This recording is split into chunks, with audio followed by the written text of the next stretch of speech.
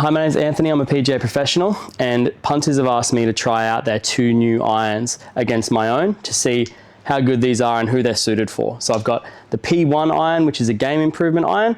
I've got the P2, which is a player's cavity back, and we're going to put it up to the test against my blade to see who these are for and what they're going to do. We're going to start the test with the P1. Now, punters are saying this is a game improvement iron. What that means is it's a hollow head, it's a lighter head design, it's a bigger head design.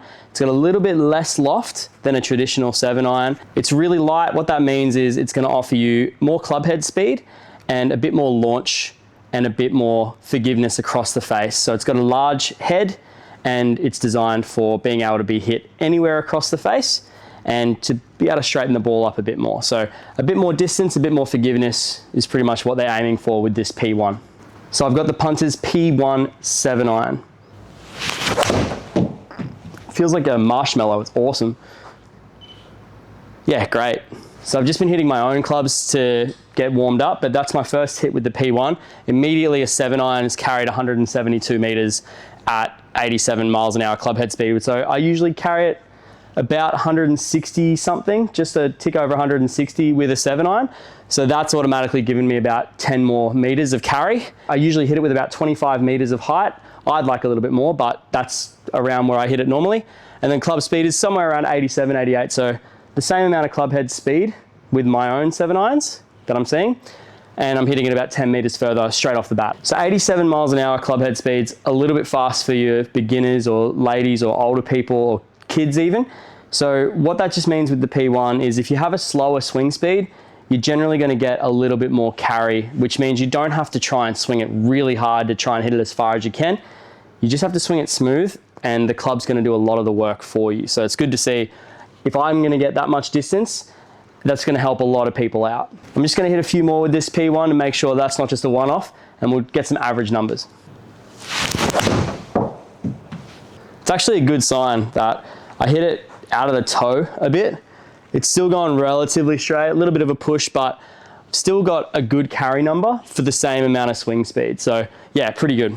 It's actually a good point, right? So the idea is it's supposed to be a little bit more forgiving across the face. That's a good test. I'm going to try and hit one out of the heel a little bit and see what that gives me as well.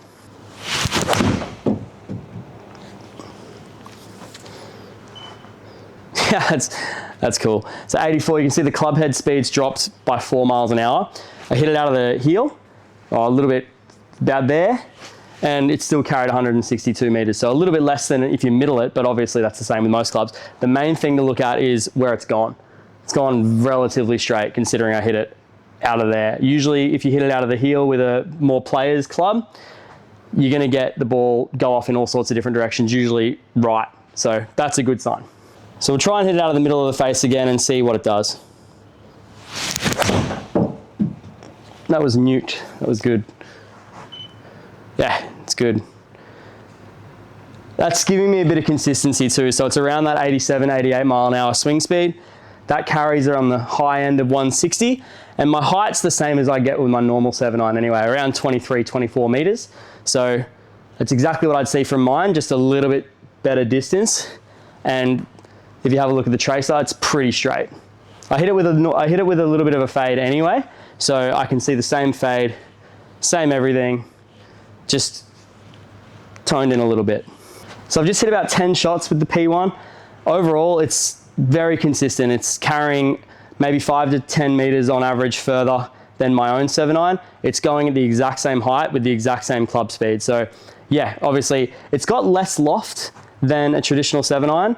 So my 7-iron's 35 degrees of loft, which is about traditional. The P1's loft is 29 degrees, so a lot less. But you can see because the height's roughly the same, it has the same characteristics of ball flight as I would see with mine, which is a great sign. And here's the P1 over the golf ball. You can see it's a slightly bigger club head, a bit longer from toe to heel, and it's just a nice inviting shape with a little bit of offset to help you get the ball in the air. So the P1's aimed at your beginner golfers, potentially ladies, older people, kids. There's a lot of people that are going to benefit from using the P1 iron as a game improvement iron.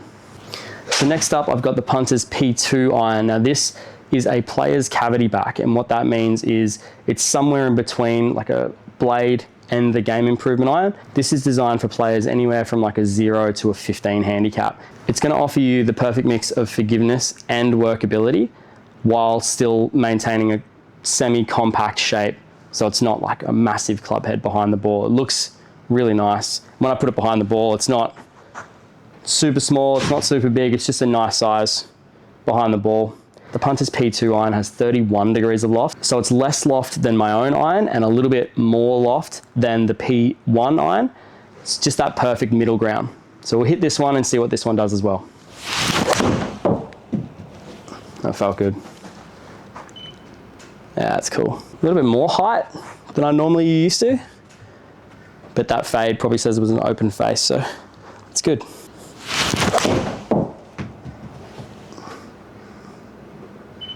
That's great. Yeah, so that one there's probably what I'd like to normally see from a carry for a 7-iron, around that 162 to 165 mark. So the height is the same as what I'd see from my 7-iron, about 25 meters of peak height, and then club speed's around the same, 88, 89 miles an hour. So that's probably more like what I'd be used to seeing, probably with just a bit more forgiveness as well. I don't think I hit that one amazing, but it's just going to give you a really good result. So it feels really good, looks really good. As you can see, it's a good shape and a good size behind the golf ball. It's not a really big club head and it's not super small that it's really intimidating. It's just a good middle ground. You can see the leading edge is nice and thin, but not really thin. It's just a good size. So these aren't blades. They're not designed for maximum workability. They're not designed to give you the most amount of spin. They're just a good middle ground for a lot of good to really good players. So yeah, a lot of good players could use this as well. Punters have done a really good job with their shaft selection. So you can get these with KBS shafts, which is what you'll see a lot on tour. This one here is a 120 stiff. You can get these in regular or extra stiff. It's just a good choice in shaft. A lot of good players use these. So just to look at both clubs in hand from a design perspective, you can see the P1 has this tungsten weight in here. So that is allowing you to change exactly how the club is weighted and where. The P1 has a little bit of a similar setup here with a bit of weighting in the longer irons. And we can have a look at the sole. So the P1 has a slightly thicker sole, a bit more forgiveness. And then the P2 has a slightly thinner sole. Both of them have a really cool design that I love to see in irons, which is a bit of relief from the leading edge here. On some clubs, the leading edge here is just like a sharp knife. When that hits the ground, it's just going to act like a knife basically and cut into the ground. This rounded leading edge here is just going to promote the club going into the ball and then bouncing out of the turf nicely so you're not getting stuck. It's going to glide nicely into the ball. Same on the trail edge as well, which is nice to see. So here's the sole of the P2 with that leading edge relief and trail edge relief here. And then you can see what a traditional blade looks like. It's just a really thin sole with no relief here. It's just a sharp edge on both sides. Not very forgiving at all, but I like that the P2 isn't super thick. It's roughly the same size, just a little bit thicker than mine, but just with those little design aspects is really nice. So finally, I'm going to hit my own clubs, these blades, and immediately behind the ball, that is just tiny. It's a really intimidating shape. Not for everyone. The amount of amateurs I've seen that rock up with a blade or something that isn't really designed for their handicap, it's not making the game easy. So we'll give this a hit and see what the difference is.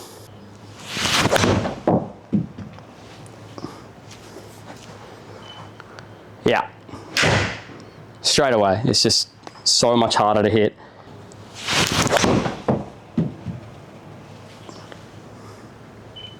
So it's a good result. It's 155 carry, probably a little bit low for me still, but if you don't hit them out of the center every time, you're not going to get any carry at all. Same height, same club speed, and then the carry is just about 5 meters less than the P2.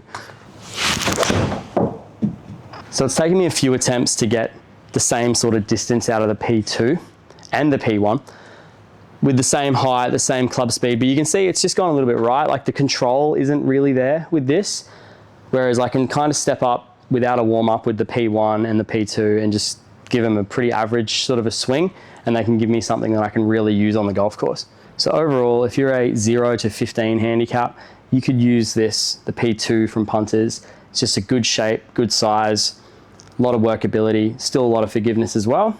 And if you're a beginner golfer, you're an older person or someone looking to get a bit more distance, ladies, kids, anyone like that could use the P1 iron, the game improvement iron from Punters. Lots of different options when you purchase these with shafts. So yeah, you should be able to find the right fit for you. And that wraps up my TrackMan review with the Punters P1 and P2 irons. It's good work from the boys. It's good to see an Aussie brand really putting the work in to make a quality product for a lot of different golfers here. There is a fitting quiz online. You can make sure you know which one you want to get. Head to the Punters website, check them out.